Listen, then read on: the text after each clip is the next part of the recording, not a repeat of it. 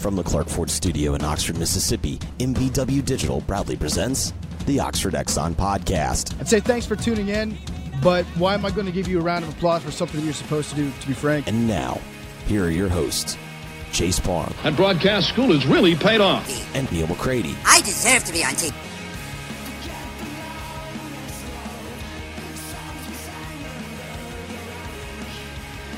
Welcome to this Monday edition of the Oxford Exxon Podcast. Chase Parham, Neal McCready, Clark Ford Studio this morning. Less than 2 weeks until kickoff. Thank God when Ole Miss and Memphis finally meet at the Liberty Bowl, 11 a.m. on August 31st. We'll talk a little about that today and more over the next hour or so here with you on the show, brought to you every single day by the Oxford Exxon, Highway 6 West in Oxford. Daiquiris, lunch specials, ribs. You can call ahead. They'll have them wrapped up and ready to go, wet or dry, your choice. Also, just a few weeks away from the return of the 49-cent bottomless refill. You get a stadium cup. You take it in, 49 cents fountain drink there at the Oxford Exxon whenever you would like it. Again, coming to you from the Clark Ford Studio. We are Clark Ford's in Amory, Mississippi, 662-257-1900 is the number. You call it. You ask for Corey Clark. Tell Corey 15 minutes in business hours. No hassle, no haggle. Right to the bottom line. Get your quote. And the rest is up to you. You can get your quote and use it as a baseline moving forward, or you can do what I've done, and that's get your quote and get started on your automotive purchase today. You'll love the product you get. You'll absolutely love the service you'll get after the sale. Corey wants to be your truck guy. He wants to be your car guy. He wants it to be the beginning of a long relationship, and he'll do that to you when you call the number 662-257-1900. So, back at it. You were in Fayetteville over the weekend, getting Campbell moved in. I will start here. Just any observations just what that phase looked like for you over the weekend? No, it wasn't bad. We went on Wednesday.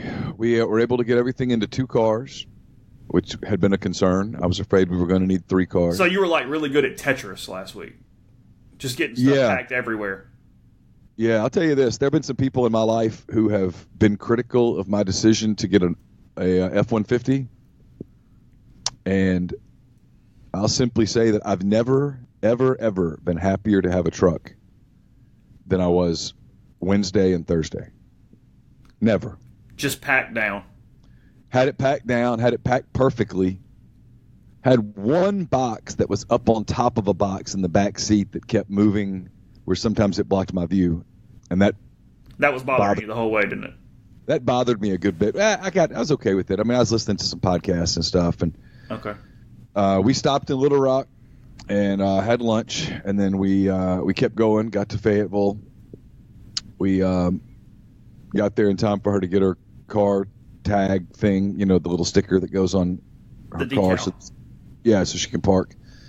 And we went to Target, because you have to go to Target the minute you get there, because you have to buy more stuff to jam into the car, even though there's no room to put it.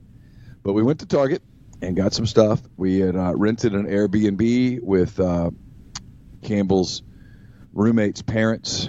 Her roommate's name is Parker, if you hear me say that name. So we did that on Wednesday night. Where is she from?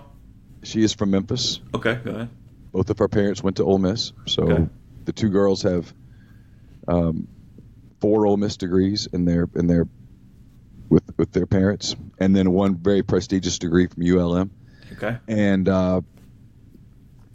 we went to eat and stuff, and got up early the next morning. Campbell's move-in time was at 8:10.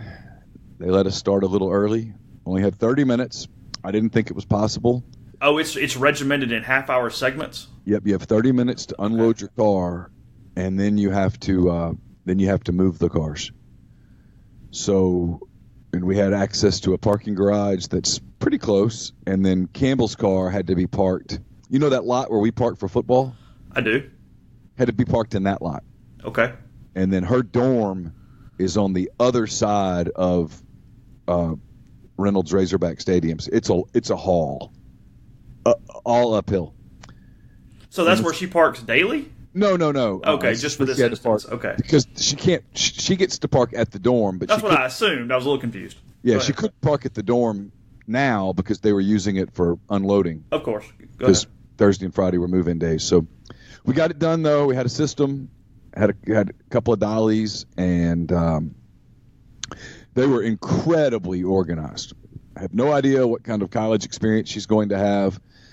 No idea whether she'll love it, hate it. We'll see. But for those 30 minutes, Parker's dad helped with us unloading, and then I came back down and helped them when it was their turn to unload. Their time slot was like 9:30. So we got it done. Didn't even need the full 30 minutes either time, which was a shocking miracle. You know, I don't know if this is on purpose or not. I kind of like that both people in the same room don't have the same unload time. Oh, well, it would have been... It would have been a logistical nightmare at that point. Because when Campbell's stuff was finished, unloaded, and it just, we just threw it into the room, went back down, got more. Threw it in the room, went back down, got more. I said, well, Parker's going to have to find a new place to live because it's full. But we got it done. They had a plan. I'll give Laura and Parker's mom and the girls credit. They had a plan. They've been working on it for months, and it came to fruition on Thursday. The girls were really pleased. So we got done about, 3:30. I've never looked forward to a shower and a beer more in my life. It rained on us as we walked back to the parking garage. I didn't care. It felt good. And we got up on Friday, and we took her to breakfast, and she was ready to go. It's never how you imagine it to be. She needed to get her nails done, so we drove her to a nail salon, dropped her off at a nail salon, and she caught an Uber back to her dorm. And it's where we dropped her off at a nail salon. So I said goodbye to her at a nail salon. You would not have predicted that. Nope. But without getting into details, the drama does not involve her, but it involves some of her friends here. Some of the Oxford drama was overflowing on Friday morning, and it had her distracted. And so it turned out to be kind of a blessing because, you hear all these stories about you're going to get in the car and you're just going to break down crying and all that stuff. Neither of us shed a tear. We got in the car, and the discussion that we had in the first 10, 15 minutes out of Fayetteville were, it's good. She needed to get away from that crap. That stuff it would have been consuming. And I don't want to go into details because some people might listen who know what I'm talking about. But it would have been an issue here for the first 2 or 3 weeks probably. And it hopefully won't be one there because she's going through rush. And on a day like today, she does not have access to her phone until late tonight, and then gets it just for overnight, and then does not have access to her phone tomorrow until late tomorrow, which is, in this case, pretty good. So it was all good. Everything was fine. All I can say is that their system there at the dorm to get kids unloaded and their stuff into their room was incredibly efficient. I mean, like an A+, unbelievable. We talked about it all the way. I mean, that night, the two couples went out to dinner, and we talked about it several times. We were just all kind of blown away with how, because we'd heard horror stories from all over the place about, you're having to carry stuff miles and it's a disaster. There was none of that. There were all sorts of people there to help, and it was remarkably efficient. I'll give them that. I was very impressed. And now you've never been more concerned with the opinions of a bunch of 20 to 22-year-old girls over the next 4 days. Yeah. Laura's a lot more consumed with that than I am. You just don't want it to be a detriment, is it? Yeah, I don't want it to be a disaster. I don't want it to be some devastating thing. The early results indicate that it won't be. Okay. We'll find out more tonight, tomorrow night, I suppose, and then, of course, later in the week. But there's 6, maybe even 7 sororities that I think she likes. And I don't think she'll get bids to all 6 or 7, but I don't think she'll go 0 for either. And so I think it's going to be okay. And then at the end of that, that'll be over. And it doesn't matter. It just doesn't. I know there are people out there that say that their Greek experience was the greatest experience of their lives and blah, blah, blah, and that's fine. I'm never going to be that guy. If I had a college do-over, if you gave me one college do-over, it would not be switching where I went to school.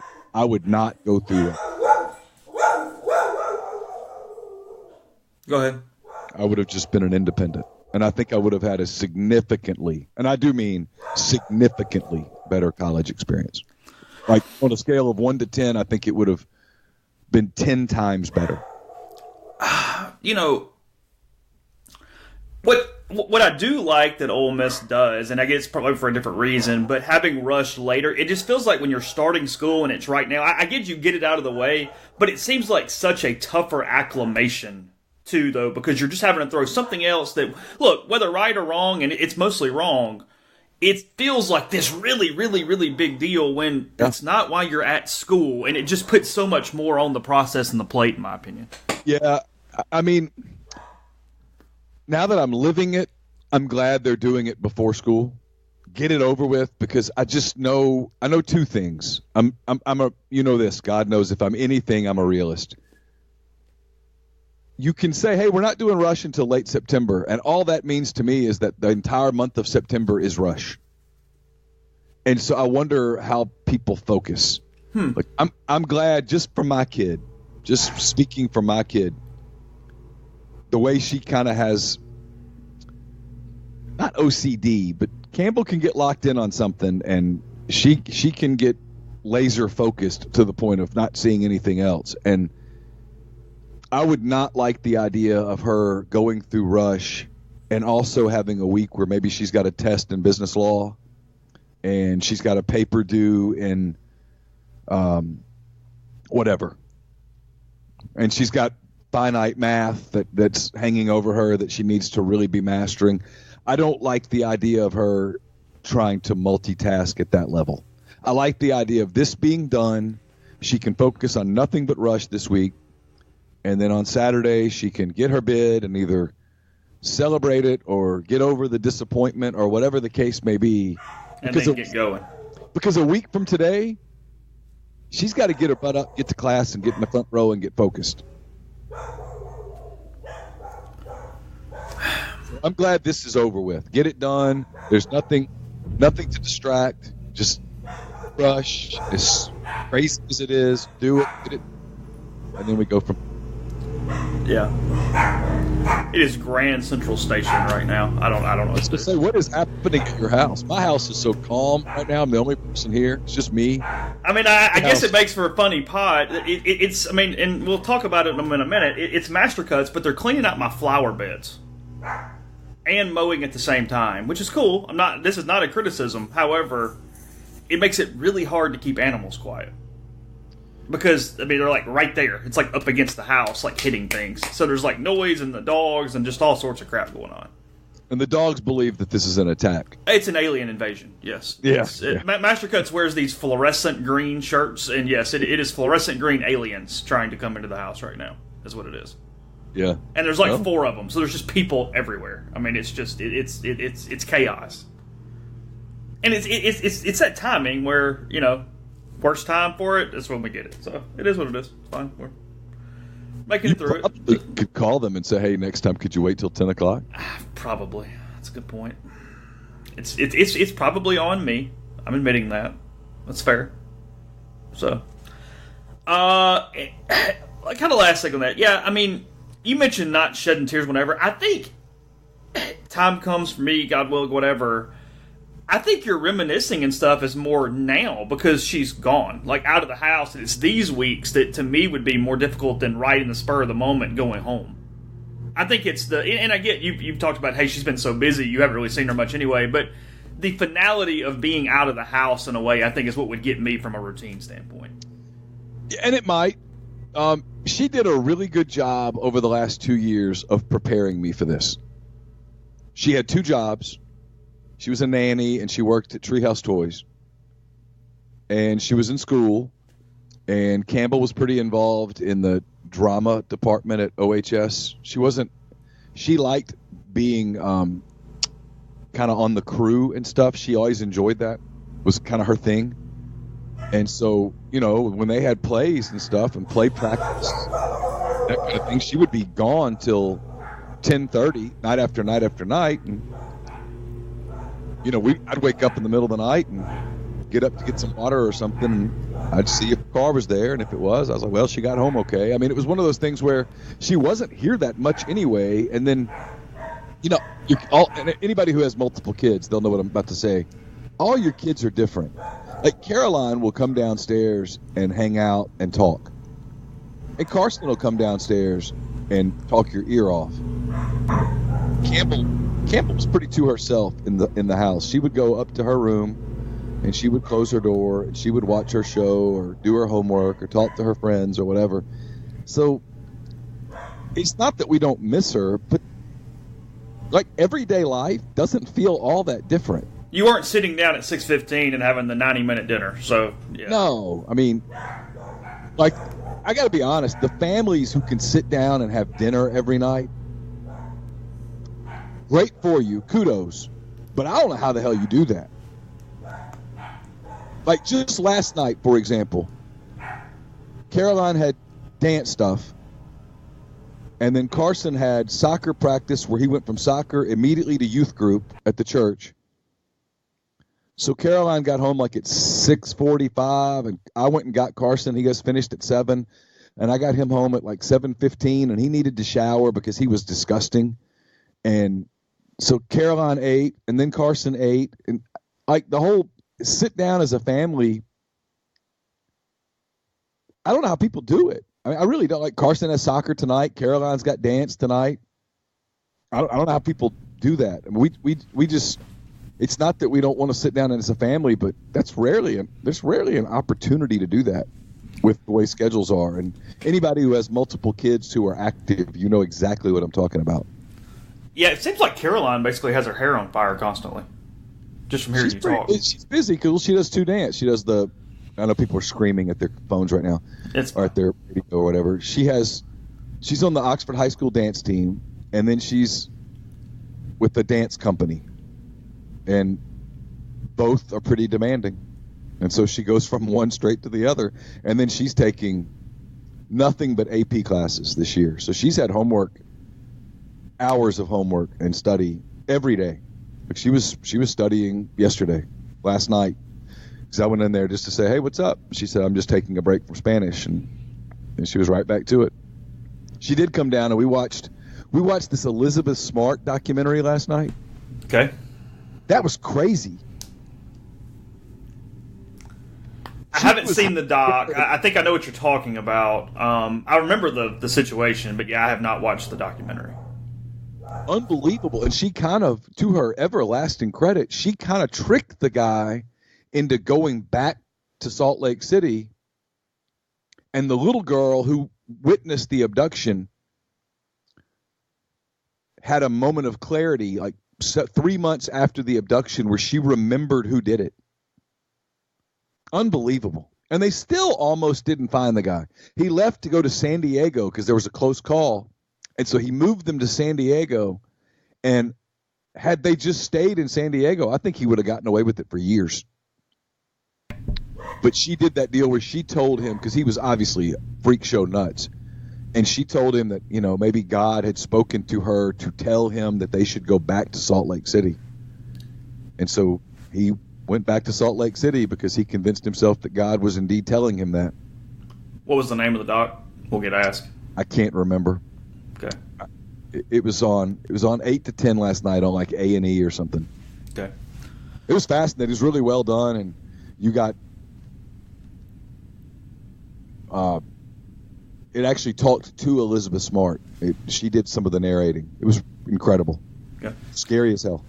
Podcast brought to you in part by Visit Oxford. Visit oxfordms.com is the website. Go to the events page and see everything going on really throughout the year, but especially with the fall as football season is ramping up and ready to go. This week you've got several different things, including the 40th anniversary celebration for Square Books, the Lyric, the Art Crawl returns next week as well, and much more. So you can find out food, hotels, places to stay, places to eat, things to do there with Visit Oxford. Again, go to the website, visitoxfordms.com/events. We're also brought to you by Home 2 Suites by Hilton Oxford, located at the intersection of South Lamar and Belk Boulevard. As the newest Hilton property in Oxford, this all-suite hotel is proud to be locally owned and operated by Ole Miss alumni Home 2 Suites is only 1.5 miles from the Grove. It offers complimentary shuttle service on game weekends. Rooms are still available for all home games, and Home 2 Suites is the perfect hotel for Rebel fans. Every room comes with a full-size refrigerator, freezer, dishwasher, and microwave, plus all of the basic kitchen supplies you might need to whip up your favorite tailgate foods. There's also a pull-out sofa in each room, offering an extra bed or space to sit and relax. Guests will enjoy complimentary breakfast each morning, free Wi-Fi throughout the hotel, complimentary washer and dryer, and 2 outdoor patio areas. Extended stay rates are available, and Hilton Honors Points can be earned and redeemed for bookings. For more information or to book a room, call 662-238-3400 or visit their website, home2oxford.home2suitesbyhilton.com. Follow them on Instagram and Facebook to see exclusive offers and pictures of the property. Home 2 Suites by Hilton Oxford. We are your home, too. The podcast is also brought to you by Dead Soxy. Summer is definitely here. Massive heat days the next 3 days here in Oxford.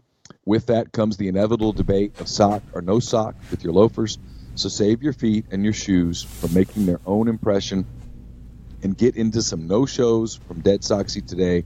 You really need to experience the difference a quality sock makes. Go to deadsoxy.com, enter the code REBELGROVE at checkout to get 30% off all orders, including sale items and including the no-shows that are the same quality you already love and enjoy with the traditional dress sock. Come with the no-slip guarantee. Deadsoxy.com, promo code REBELGROVE, 30% off all orders. Coach Matt Mott and the Ole Miss soccer team return to the pitch on Thursday, August the 22nd, for their season opener versus North Alabama at 7 p.m. Admission is free, so bring the family out, enjoy some Rebel soccer. Celebrate 125 seasons of Ole Miss football with this exclusive offer. Pick one conference game and one non-conference game, which includes parking, for just $125. For more information, visit OleMissTix.com. That's OleMissTix.com. Basketball season will be here before we know it. Don't miss the Rebels in action in the pavilion. Men and women's hoops season tickets are on sale now. For more information, visit OleMissTix.com.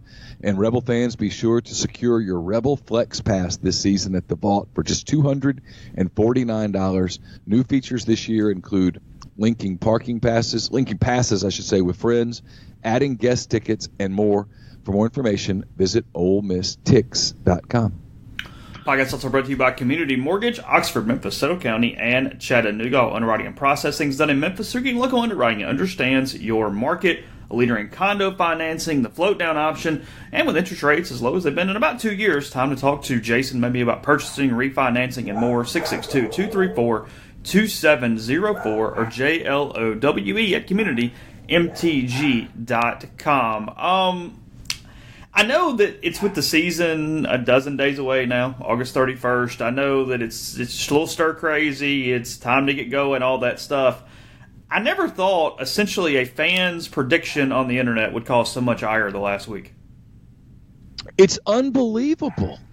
The Memphis 24/7 site, who maybe they're great people, but it read like a fan block. It did. Predicted a 38-24 Memphis win. And I just sort of shrugged my shoulders and went, okay, fine, move on. I don't care. I thought nothing of it. We all knew they were going to pick a Memphis win. Well, I could have told you if they were playing Alabama, they were picking a Memphis win. But lots of people are picking a Memphis win. Dennis Dodd wrote yesterday that if Memphis can beat, he said if Memphis can beat Ole Miss, that he thinks they go 12-0. Vegas likes Memphis in the game. They've got Memphis as 6.5 point favorite.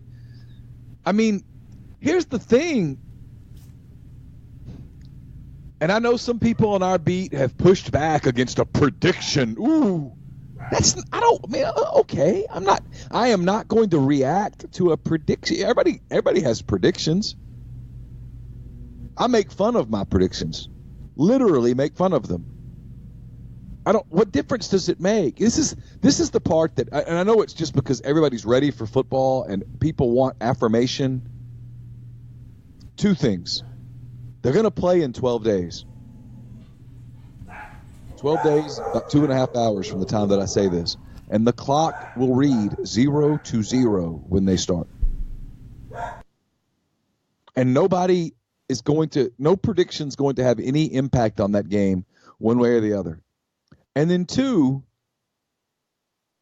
nobody knows. You've been to some practices now. I've been to some practices. I don't know. People say, what do you think? I don't know. And that frustrates them, but I want to know what you think. Okay, here's what I think. I think they look good against air. But I'm not positive because I don't get to see the other teams play against the same air. So I don't know. I watched them go through stretching and individual drills, a little special teams, and then I get to see some stuff against air. Every once in a while I get to see some stuff against blocking dummies. I've seen some stuff against rolling tires.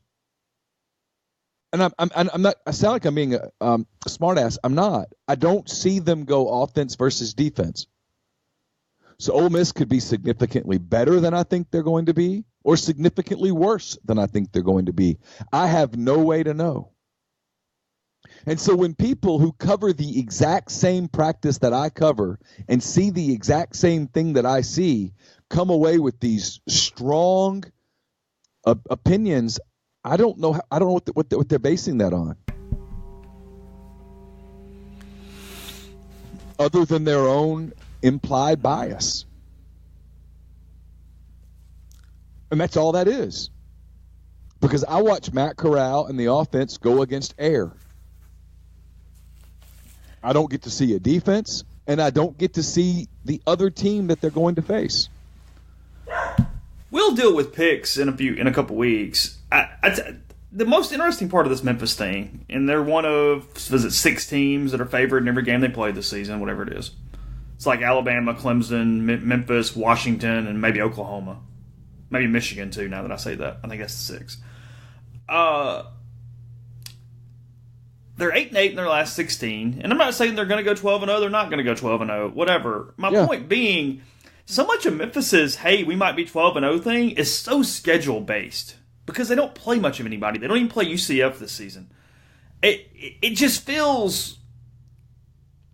It feels very paper tiger. You know what I mean? Sure. Not to use a pun, but I mean it just like when you start a thing. Because look, Ole Miss is still in a rebuilding mode. I mean, they might win 6, they might win 4, they might win 7, they might win 5. I don't know. Whatever. We'll get to that later too. But point being, when that's the Dennis Dodd thing of, hey, if they beat this team, then they can do this. That just shows you how crappy their schedule is this season. You know what I mean? Like, okay. I mean, it just it doesn't resonate with me at all with people who go, hey, Memphis is for real. They might go 12-0. Well, okay, you've got 9 gimmies before you start the season. Yeah, people say that about Memphis, and look, they might be awesome. I don't know. They're 8-8 in their last 16 games. Yeah, Norvell's done a really good job there. But the fact that they're better than what they normally are doesn't mean that they're a power. The fact that they played UCF really well a couple of times last year doesn't make them a power. They lost Darrell Henderson. They lost that wideout that was really good that's escaping my mind right now. They do have an experienced quarterback back, and then some people go, well, he sucks. Well, he doesn't suck. He doesn't suck, but he's not a world beater either. He's a game manager. He's a game manager. It's okay. He's nowhere close to the best quarterback that Ole Miss's defense will face this year. Nowhere close. Does that mean Ole Miss is going to win? No. We've been through this. I don't know what Ole Miss is. Quarterback making his first start. Young offensive line. Young receiver core. Young secondary. New defense. New offense. Hell, I don't know. Anybody who tells you with any degree of, if they're emphatic about it, they're just being a fan right now. I can't give you an emphatic opinion about what Ole Miss is going to be. Can you? No. I don't know. I'm kind of like the cat. We got to Fayetteville. She got her decap, and she wanted to get a one of those license plate kind of things for the front of the phone. Okay. You're being attacked right now. Neil, I'm listening to you, but my nerves are grating to a point that I can't explain, because it's almost like a comedy at this point of anything yard related that could stir up something and be really loud right now is happening. And again, I am not criticizing Master Cuts, but there is like a blower right next to my house right now. I heard it's driving me insane. Like it's seriously driving me insane. So we went across the street. Where she was basically across the street from the football stadium, not directly, but close. And so they've redone the whatever end of that stadium, the opposite end from where we walk in. It's really nice. They've really done a great job with it. It looks really good. They've put up a lot of facade stuff. They've made it look very nice. And they've added a huge gift shop in the end zone portion of the stadium, okay? And so we went in there, and she wanted to get a tag or whatever, and so the guy behind the counter struck up a conversation. Are you moving in? Yeah. Where are you from? And of course, when he hears Oxford, Mississippi, he said, well, that's the day that we'll find out what we are. We won't know anything until then. He goes, we play nobody in the first week. Nobody knows if we're any good or not. We were horrible last year. Everybody thinks we're going to be better. We'll find out. In this case, they're referring to Arkansas. We'll find out when we go to Ole Miss. And I was like, yeah, that's a rational take. He goes, that game's been a coin toss the last few years. I was like, yep. He goes, so we'll know more that night. Until then, it's just a guess. And I'm like, yep.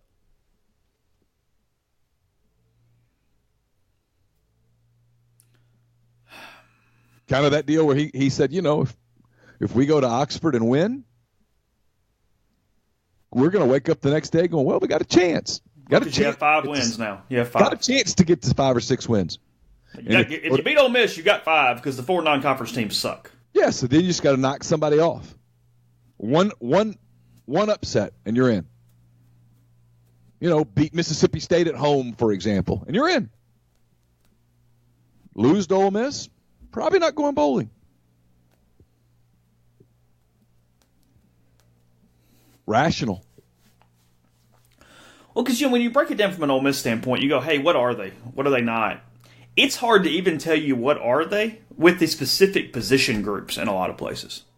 You know what I mean? Yeah. Like even when you really break it down to position groups, you don't know. Because, look, running back appears to be pretty deep and pretty good. Matt Corral, who knows? I'm as interested in a player individually as I've been in a long time in Matt Corral. Fascinated by the season with Matt Corral. Wide receiver, you've got Elijah Moore, who you really like. Otherwise, guys are in different roles now. What does that look like? I don't know. I mean, I don't think they're bad at wide receiver, but you did lose a lot of NFL guys there. You know what I mean? Like, it's just it's just strange. I mean, it's even when you break it down, I can't even give you probably 4 position groups where I go, hey, definitively, this is what I think about this spot. Well, take Corral, for example. Someone says to me, what do you think about Corral? I think he's going to be really good. Okay, now if they want to challenge me and say, okay, what empirical data are you basing that on? None. I don't have any. So why do you think he's going to be good? I don't know. He throws the ball well, but you don't see him throw against anything but air. The other team's going to defend him. The other team's going to throw looks at him in an attempt to confuse him, in an attempt to rattle him, in an attempt to slow his mind down. How do you know he'll handle all of that? I don't. Well, you just told me you think he's going to be really good. I do. What's that based on? Gut feeling?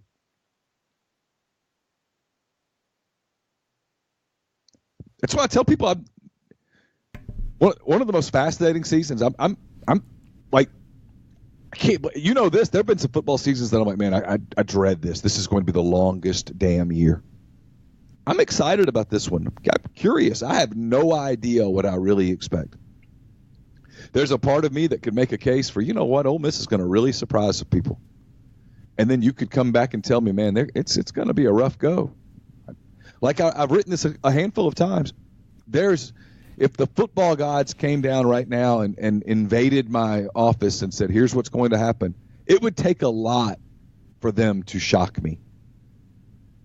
I guess if they came down and said they go 10-2, I'd be like, "Are you what?" Anything definitely from 4 to 7 is just easy, and then you probably could even go 3 and go, "Oh my God!" But okay, yeah, it would take anything beyond either one of those things to make you really go, "Wow, holy crap!" Yeah, if the football gods came down and said, "Neal, they go 3-9," I'd say, "Wow, I'm a little surprised." But then if you told me right now, "Hey, paint a scenario for 3-9," I can do it. Do it easy. And you can get to 7, anything over 7, and you start going, "Whoa." Yeah, if they came down on the flip side and said they go 8-4, I'd say, "Wow." So they won every toss-up, and then found 2. Auburn imploded, and I'm right about Mississippi. I'm right about Mississippi State, aren't I? Yeah, that's what I'd say. Now, if you told me 9, I'd go, "Whoa, what have you guys been smoking?" Yeah. Now you win in Missouri too. Yeah, and if you told me, "Hey, they go 2-10," I'm like, "Come on, man, they're going to do better than that." So anything between 3 and 8 wins to me is completely legitimate. 3 and 8 are both extreme. 4 to 7, I can buy any of that easy. No shock at all. 4 wins, 5 wins, 6 wins, 7 wins, no shock at all. That's a lot of variance, man. That kind of proves my point about we don't know what we don't know. We don't know what we're covering. There's just not enough data to support what we think, other than I do think Scotty Phillips is a proven SEC back. I think they have some defensive linemen with some experience. I think Elijah Moore is going to be a star in this league. I've seen enough from him to believe that that's going to happen. Kia Henry appears to be an SEC football player. But I've never seen him play an SEC game. I know. I mean, do I think Lakia Henry's going to be really good? I do. But if you were to challenge me, okay, well, Neal, what are you basing that on? Well, not much. Not much, really. I don't have much to base that on. How do you know the 3-4 is going to work? Well, it looks good. Against what? Air? What is it going to look like against a team that's going to spread you out and try to confuse people and see if they can get Sam Williams, get his head spinning and expose guys at new positions? I don't know what that's going to look like. The other team gets paid to coach too. I mean, Memphis is going to have a plan. The Arkansas coaches, in the hours after their game against Portland State, they're going to break down that Ole Miss film every possible way, and they're going to have a plan. Will the plan work? I don't know. We'll find out. That's why they play the game. But they're going to have a plan. Cal's going to have a plan. Vanderbilt's going to have a plan. Auburn will have a plan. I mean, it goes on and on. I mean, I'm not trying to talk down to people. It's one of those rare seasons where there's just not enough data at a lot of places to support any opinion. And frankly, when someone goes, "Well, they're going to suck," well, what do you base that on? I don't have anything to base that on. Henry might be really good. Corral his adjustment might be almost seamless. Jerry and Ely and Snoop Connor might make that running back position so deep that it overshadows some of the offensive line issues early in the year, and guys develop some experience and some depth, and boom, away you go. Braylon Sanders might step up into that number 2 receiver role. Cooley might have a breakout year.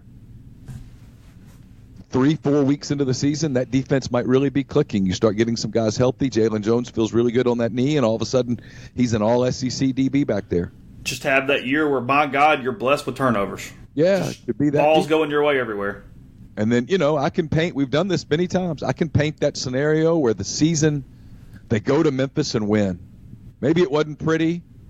Maybe it was a win that only a mama could love, but it's a win. And they come back the next week and they survive against Arkansas, 27-23. Everybody walks out of the stadium going, "Oh boy, that was tight." It's shaky, but we're 2-0. And you're going to be 3-0 next week. And you beat Southeastern Louisiana, and then you turn around, and it's jam-packed, and it's crazy for Cal. And, again, it's not all that pretty, but... And Cal sucks on offense and can't score. You get it. 27-24. Well, now you're 4-0 with house money going to Tuscaloosa, and everybody's basically saying, hey, hope nobody gets hurt. Well, And but see, it's a little bit of the difference, though, Neil. You got Vanderbilt still sitting there as a toss-up, and I know that's where you're going. But point being, that's why, in a lot of ways, that Arkansas game, it's a little almost more important for Arkansas because I think they have to have it. Ole Miss has kind of got to get several of these to get to that point of house money. You know what I mean? Yeah, it's not one game. It's like 3. To finish my point, though, you go to Alabama and you lose, and nobody thinks anything of it because it's Alabama. And then you turn around the next weekend, you beat Vanderbilt somehow, some way.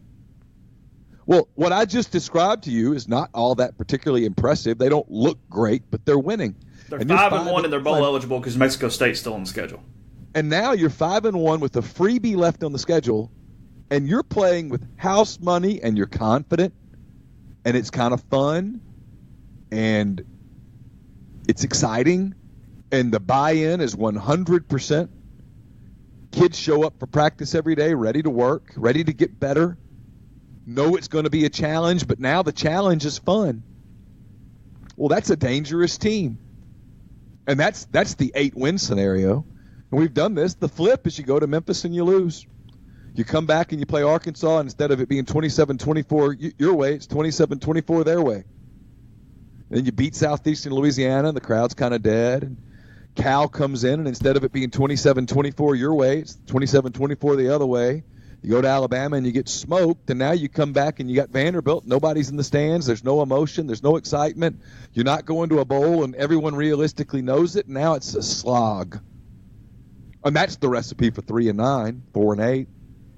And both of those scenarios are absolutely in play. So I don't know. We'll see. It's why I'm in 12 days fascinated to see what happens.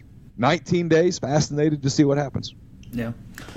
Mastercut's work is complete here. I just got a text confirming that. You can get your yard work done. Get a text confirming yours, too. Go mastercuts.com for a free quote. Or give them a call, 662-607-7773. Everything from basic maintenance, which you've just got the sound effects of, or many other things, including retaining walls, pool decks, custom playground, and outdoor living spaces. So much there. Again, 662-607-7773. The podcast is also brought to you by Pinnacle Trust. Pinnacle Trust is based in Madison, Mississippi. They have clients in more than 20 states. What they do, and they've been doing it since 1997, is they provide detailed, specialized investment management, financial planning, retirement planning for individuals and businesses, and much more, including their 401k advisory services team. If your business 401k plan for your employees is not performing up to snuff, get them to come out. They'll take a complimentary look at it. It's no obligation benchmarking and analysis of your current 401k plan. Mention that you heard about Pinnacle Trust on the Oxford Exxon podcast, whether you're an individual trying to set up your own retirement or whether you're a company trying to improve the retirement plan for your employees, and you'll save 10% off your first year's fee. The podcast also brought to you in part by the Westin Jackson in downtown Jackson. Restore serenity to your soul by visiting Soul Spots, the ultimate luxury spa experience in downtown Jackson.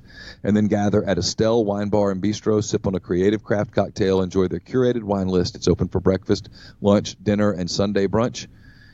Chef Caden's mission is to connect guests with the community through local partnerships. So gather at Estelle at the Westin Jackson tonight. Also brought to you by John Edwards of Regency Travel Incorporated in Memphis. Whether you're thinking about a golf trip with the guys, you're thinking about a holiday trip, you're thinking about something at spring break already in Florida, the Caribbean, whatever the case may be, get in touch with John. He's part of Virtuoso. It's a worldwide network of travel partners that allows John to supply his clients with added values and unique benefits that are simply not available to other travelers. What John does is you give him a call, you give him an email, give him some parameters, give him a budget, and he'll come back with options for you that you could not come up with on your own. You won't find them on your own. And it's no obligation to you. Until you book a trip, you're not committed to anything. You'll love what you get. We've had a lot of people take advantage of our partnership with John Edwards. It's 901-494-3387 or jedwards@regencytravel.net. First-time clients can save $50 off their first booked trip just by telling John you heard about Regency Travel on the podcast. We're also brought to you by Blue Delta Jeans. Don't forget, you, just by listening to this podcast, are invited On Friday, September the 6th, that's the night before the aforementioned Arkansas game, you're invited to a whole hog roast hosted by Blue Delta Jeans at Wonderbird Spirits in Taylor, Mississippi. There will be a cash bar. It starts at 6 o'clock. The hog is from Neon Pig, and you're invited. Blue Delta will have all of their line from the summer and the fall out. You can get fitted for a pair of jeans. You can look at all the different options and have a great time visiting with us and the people from Blue Delta Jeans. That's Friday, September the 6th at 6 p.m. at Wonderbird Spirits in Taylor. I saw you. One of our good subscribers, been very helpful over the years. You did not ban the guy who said that bananas and mayonnaise were one of the best snacks on earth. I have put it up in front of the committee's got that one now.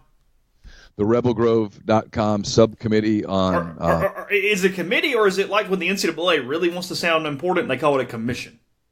Well, this is a subcommittee, and then once it gets through the subcommittee, it goes to the committee, and then it goes to the commission. Okay, because the basketball thing was a commission. That's when it really, really is a big deal. Well, I think this will get there because that's an offensive post. This is a subcommittee on threatening and terroristic level post, and I can tell you that we're taking it seriously. Coming from Papa Steve on the message board, is there a better snack than a banana with Duke's mayo? Yes, all of the snacks. Every snack. I like bananas, and you still would have to pay me.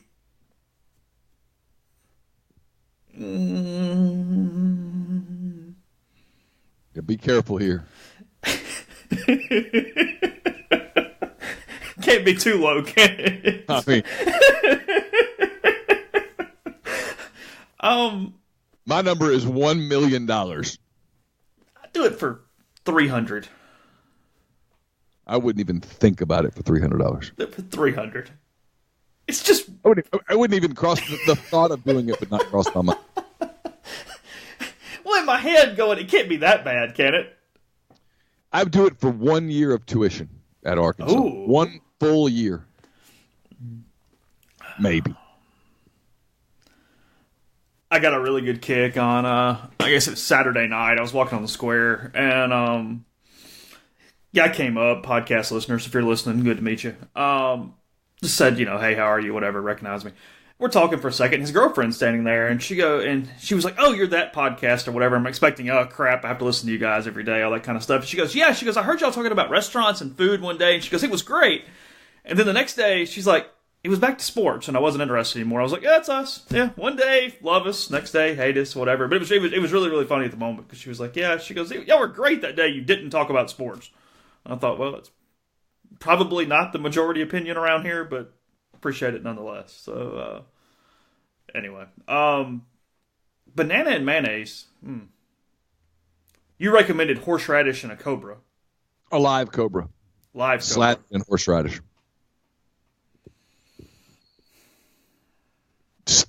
I mean, the thought of eating a banana with mayonnaise is just...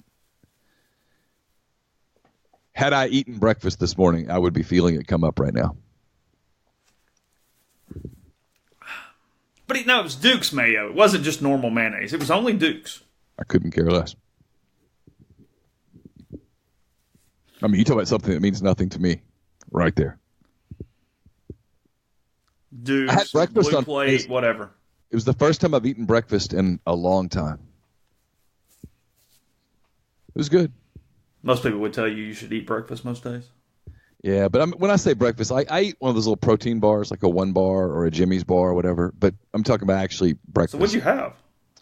I had an omelet with, I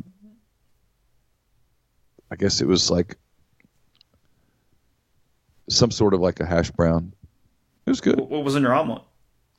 I love omelets. It's by far my favorite breakfast food. I love omelets. It was chorizo.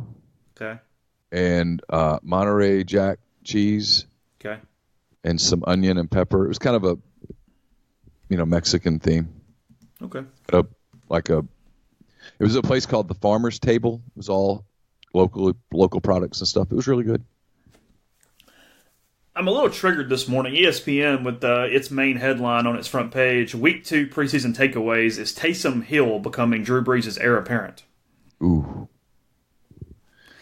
Well, I linked a story in 10 Thoughts last week, I think, where people were talking about Taysom Hill being the next Steve Young. Sean Payton makes Taysom Hill, Steve Young comparisons. And he had a run against the Chargers in a preseason game the other night where several Saints beat writers were talking about, hey, that's why you do this. And then after the game, they were talking about his progressions on some throws. I was just reading tea leaves a little bit. It felt like they were trying to tell me something. Because Bridgewater's not been great, right? He was sick, but he's been horrid. Yes. I think if Breeze got hurt, knocking on all the wood. Oh, shit. I asked for that myself, didn't I? You did. Okay. It's just one of those days, guys. I don't know. Sorry. It probably sounds funnier than it is to me at the moment. I think Hill would have a really good chance of being the guy, is my point. Bridgewater wasn't very impressive when Breeze sat in a game that didn't matter last year. I'm telling you, I think Hill would be, at least in Sean Payton's mind, a very viable option should another quarterback have to play, other than number 9. Well, I mean, if you're the Saints, obviously your season is contingent on a healthy, productive Drew Brees. But I'm not talking about this year. I'm talking about 4 years down the road. Yeah, well, he's not going to be playing in 4 years. Who, Breeze? Yeah, I think they're going to go get another quarterback. It's difficult for me to believe that Taysom Hill is going to be anything more than what he is right now. Taysom Hill finished a preseason game with 2 touchdown passes and 53 yards rushing. Yeah, I mean, I think I know it drives you crazy. It does force defenses to prepare for something, and it does give them another weapon on the field. I just think when you have number 9 should play quarterback. That's really all I'm saying. And I generally agree with you. He does just give you something to... I mean, this is... Look, I get that he does some different things, and he's made a lot of plays. I mean, dude is a football player. This is nothing against him as a football player, because, my gosh, he deserves a roster spot for all these different things he does. But, I mean, it's from a Saints fan perspective, it's a similar thing, not the same thing at all.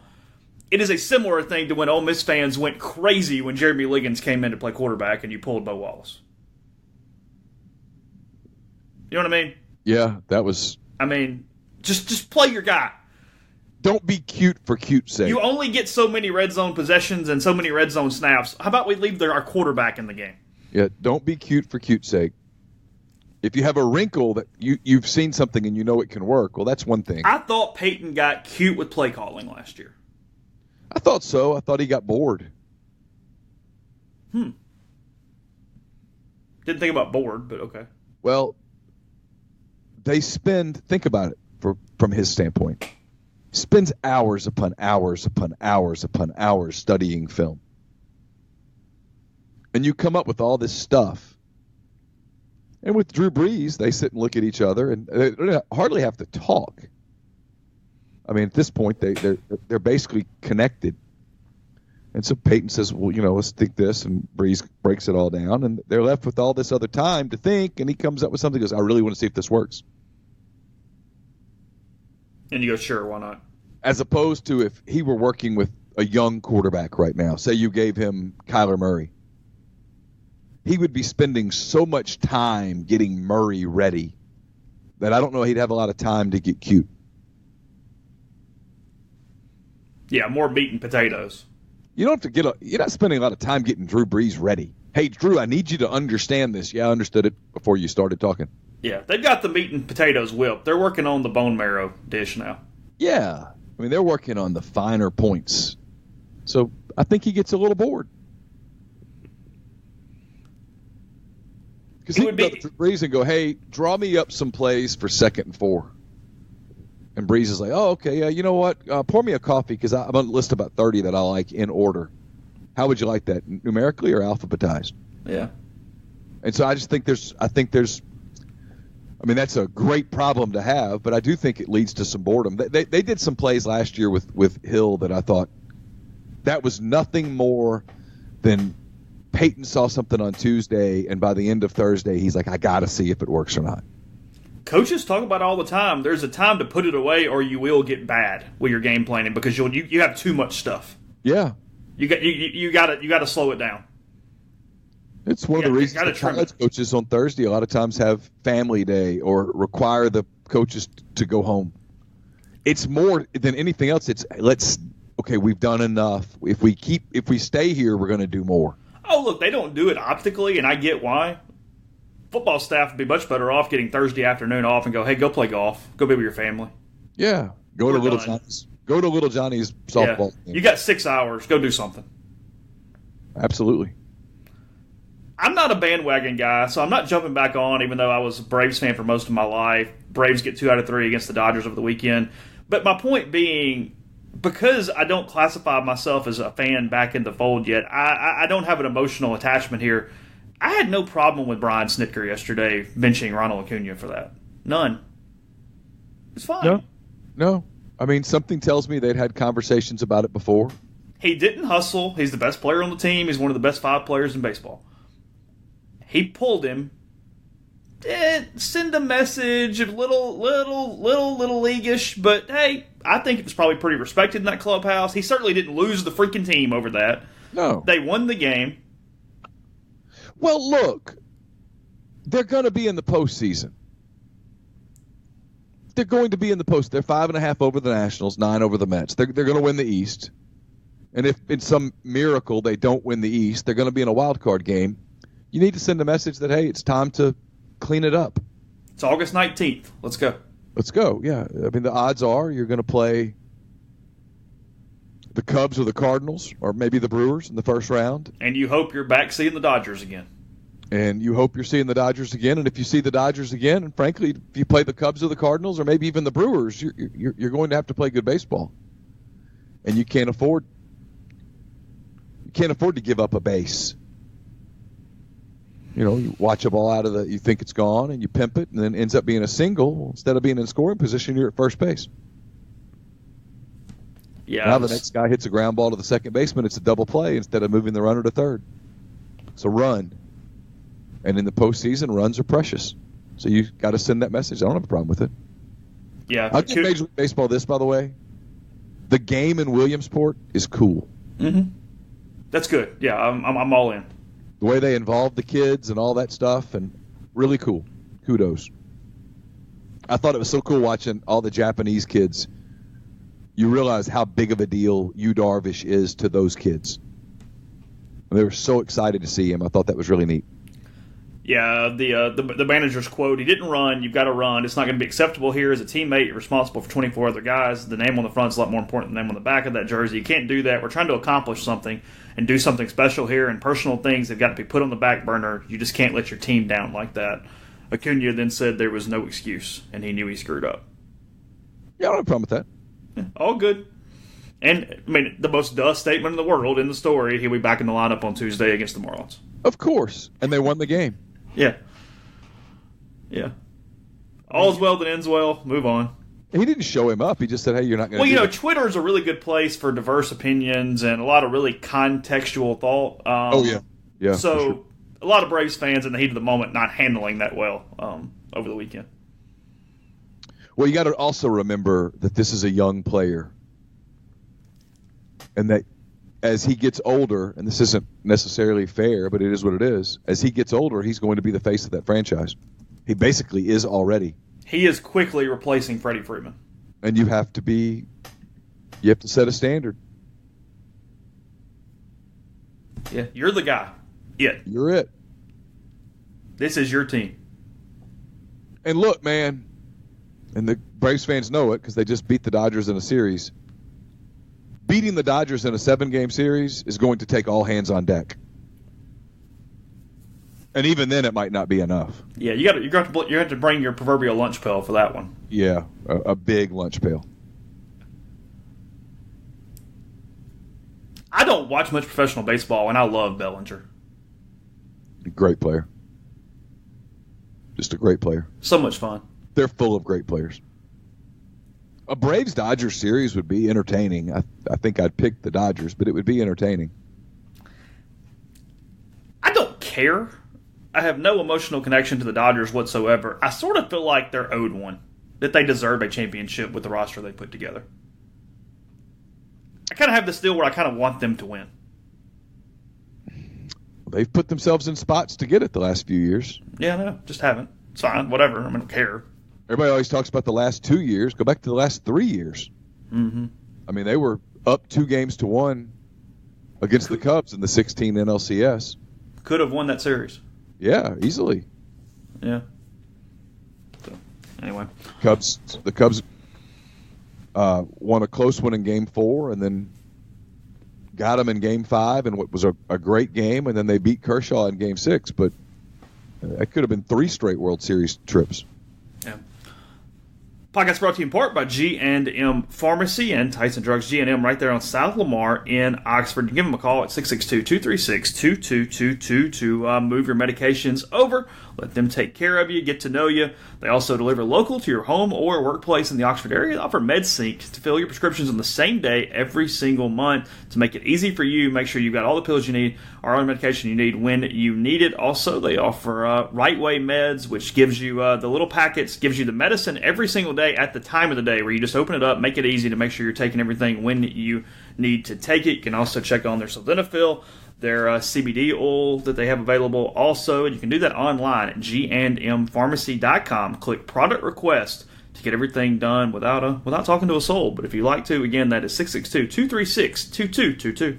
Podcast also brought to you by Grenada Nissan. If you're in the market for a Nissan vehicle, Grenada Nissan is the place to go. It's GrenadaNissanUSA.com. They have a complete selection of new and previously owned Nissan vehicles. Go in and tell them that you heard about Grenada Nissan on the podcast or rebelgrove.com, and you'll get Rebel savings on top of the already great deals there at Grenada Nissan. We're also brought to you by Harry Alexander. He is the sponsor of my 10 Weekend Thoughts, which went up last night.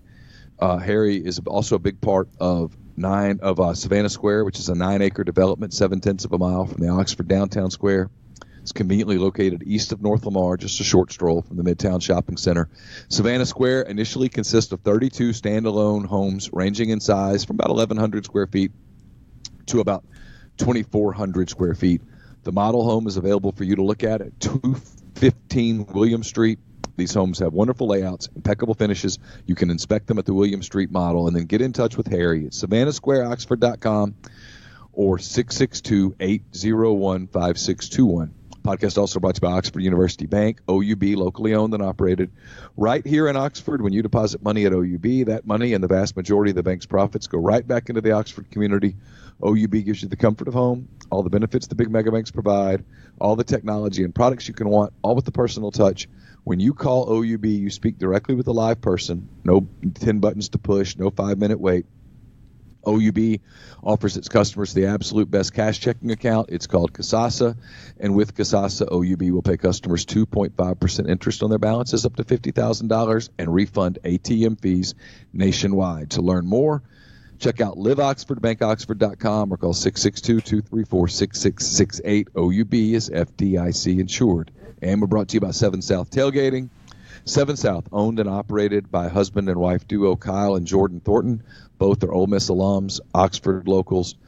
What started as a way to pay for college has become the greatest tailgating service provider at Ole Miss. The team at 7 South are Rebels through and through, and they take pride in the Grove and the impact their service has on protecting, preserving, and enriching the Ole Miss game day tailgating tradition. So give them a call, 662-321-1682, or visit 7southtailgating.com.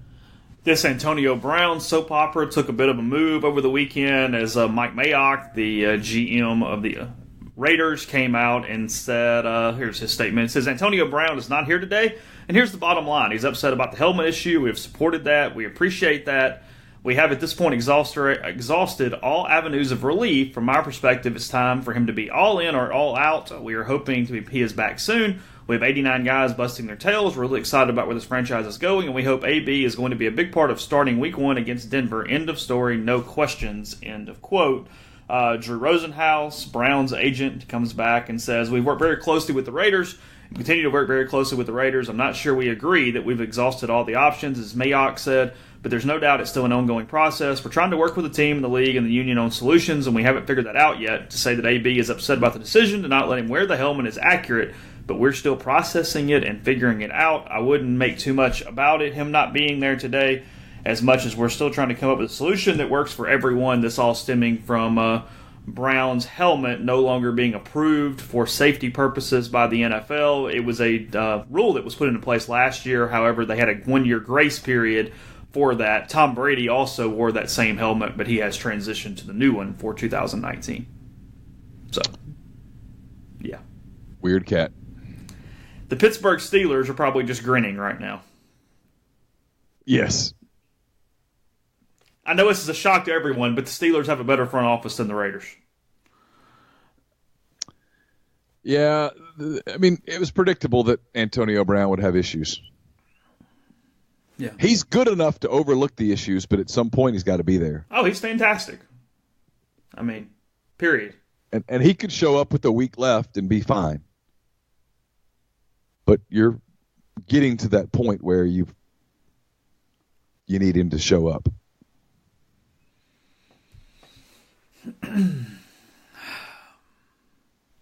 I'm interested in the Mayock thing. I'm curious to see if it works. Sure. Very curious about it. Sure. So are a lot of people. Yeah.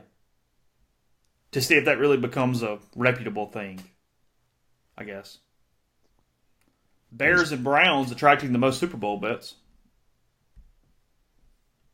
The Bears look good. There are more bets on the Bears to win the Super Bowl than there are on any other team at multiple sports books. The Browns are right behind them.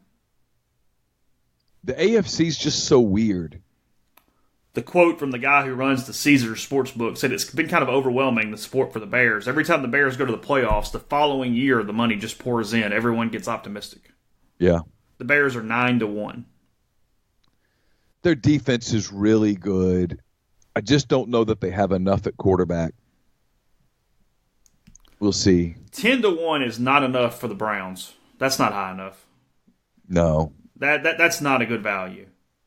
The Bear value is better than the Brown The value. Bears are 9-1. That's the fourth best odds behind the Patriots and the Chiefs, who are co-favorites at 7-1, and then the Saints are 17-2. To me, the Saints are the best team in the NFC. And then if the football gods came down and said, okay, it's not the Saints in the Super Bowl, I think I'm going Bears before I go Rams, and I know that's whatever, but I do wonder if sometimes you get exposed a little bit. The Rams, as you well know, should not have been in the Super Bowl last year. They got beat in that game. And late in the season, they took a few pops. Those 5 teams are the only teams that have already attracted more than $1 million in Super Bowl bets at MGM sports books, and then the most bets to win the Super Bowl from 10-1. Steelers at 10, Rams at 9, Patriots at 8, Vikings at 7, Packers at 6, Cowboys and their crazy fan base at 5, Saints at 4, Chiefs at 3, Browns at 2, Bears at 1. Yeah, I like the Saints right now. Chiefs quarterback Patrick Mahomes, the MVP favorite at 9-2, and then the MVP odds for Trubisky are down to 22-1. I don't like that. Putting him the same tier as Ryan, Russell Wilson, and Tom Brady. I'll say this: if Mitch Trubisky wins the MVP, the Bears are winning the Super Bowl. Lock that in. Yeah, I'll play that game with you. If you tell me that Mitch Trubisky has an MVP season, I go, whoa. Now we got a different story going on. Yeah. Now you're cooking with more than gas at that point. You're talking 14-2 type stuff. Yeah. I mean, that's not happening. Mahomes makes the most sense, but I want to see it in the following year. Yeah. There are adjustment periods for that next season. Let's see it. I picked Mahomes because I think he is that good. I almost picked Breeze. Except I think the Saints are going to be conservative with Breeze. It's so quarterback friendly though that it's hard to go like, Alvin Kamara or somebody like that. Oh yeah. Yeah, it's quarterbacks. Something. It's a quarterback award. Yeah, very much like the Heisman these days. Yeah, unless you have like that season that Ezekiel Elliott had, where he was playing behind a dynamic offensive line, and they just ran it all year. Mm-hmm. So I've been listening. We'll finish with this. I've been listening. I'm almost finished. I'm actually basically finished with season 2 of In the Dark, the Curtis Flowers case in Winona. Yep. Have you listened? I have not. I saw you write about it yesterday. I'm triggered. I'm really angry.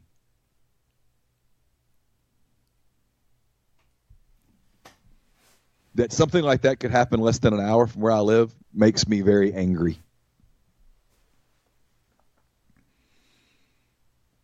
I won't spoil it for people, but you should listen. If you live here, and especially if you're from here, like you should listen.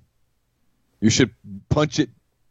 After you listen to all of the offerings on MPW Digital, you should put it right next in the queue. Into the Dark? In the Dark. In the Dark, okay. Season 2. Okay. Incredibly well done. The reporting will make you feel like a very inferior journalist. Who are the host or whatever? It's her name is what is her name? Madeline Barron. Okay. Where's she from? It's like NPR. Oh, okay. Gotcha. But they moved to Mississippi and dug. It's really good.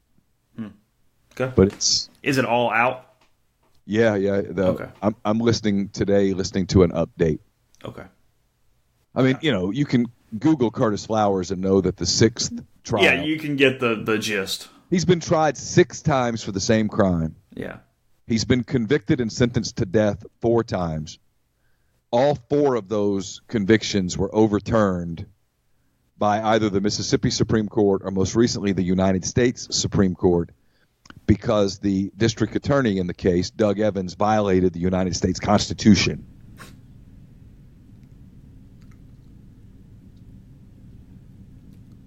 Yeah. That sums it up. It will stir anger in your soul. No good segue off of that. We will have football coverage in multiple ways throughout the week. Again, just 12 days away from the season opener with Ole Miss and Memphis, 11 a.m. on the Liberty Bowl. Or at the Liberty Bowl, not on the Liberty Bowl, I guess. That Saturday morning, it will be hot as the surface of the sun. So anyway, that's coming up. We'll have plenty of coverage. Got more podcasts coming throughout the week among our many different offerings over the course of the network that Neil mentioned. And we will talk to you again tomorrow.